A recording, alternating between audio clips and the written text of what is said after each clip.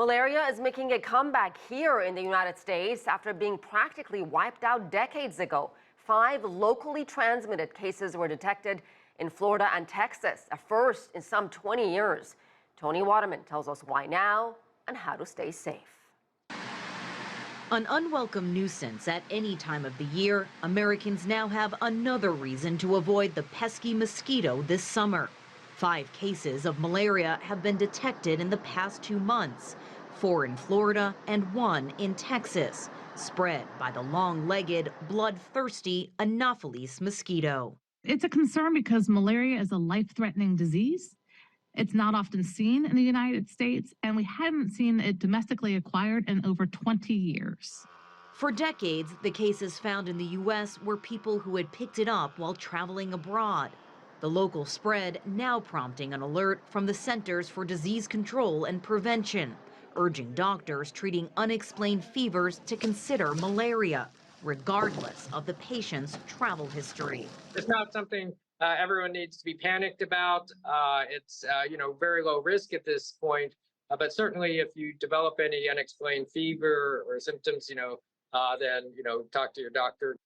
None of the locally acquired cases have been fatal, but according to the World Health Organization, more than 600,000 people globally die from malaria every year, the vast majority in Africa, with children particularly vulnerable.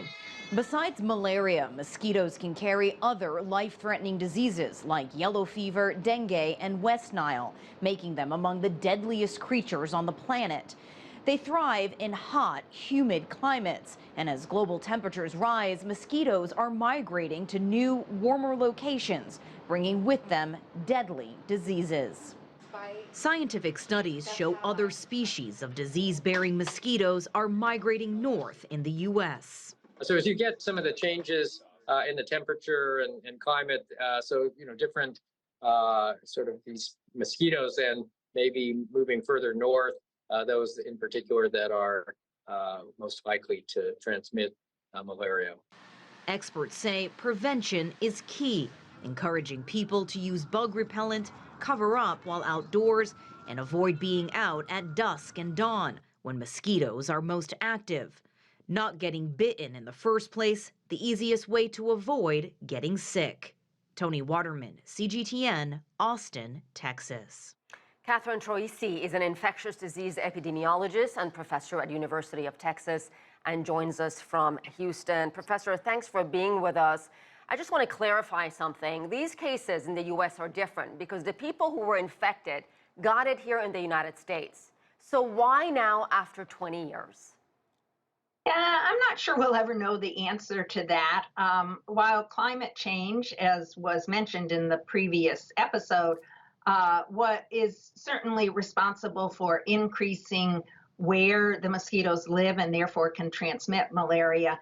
These are only a few cases in the South that has those mosquitoes anyway, so I'm not sure that we know why now. Is the assumption that patient 0, if you will, got malaria abroad, came back here to the United States, got bitten by a mosquito, and that's how it all started? Yes, that's how malaria spread, so there's no reason to think it was any different this time. Is a mosquito bite, Professor, the only way malaria can spread?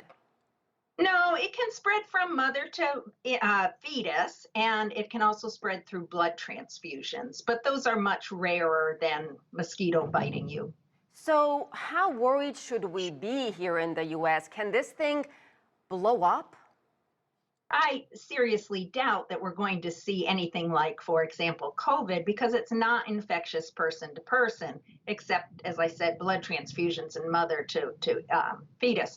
But we need to be taking precautions against mosquito bites anyways, even if we hadn't had these cases of malaria, because there are other diseases. We're seeing an increase, for example, in West Nile virus cases in the United States. So it's a good idea to protect yourself against mosquito bites for a lot of reasons. So how do we know a regular mosquito bite from one that is carrying malaria?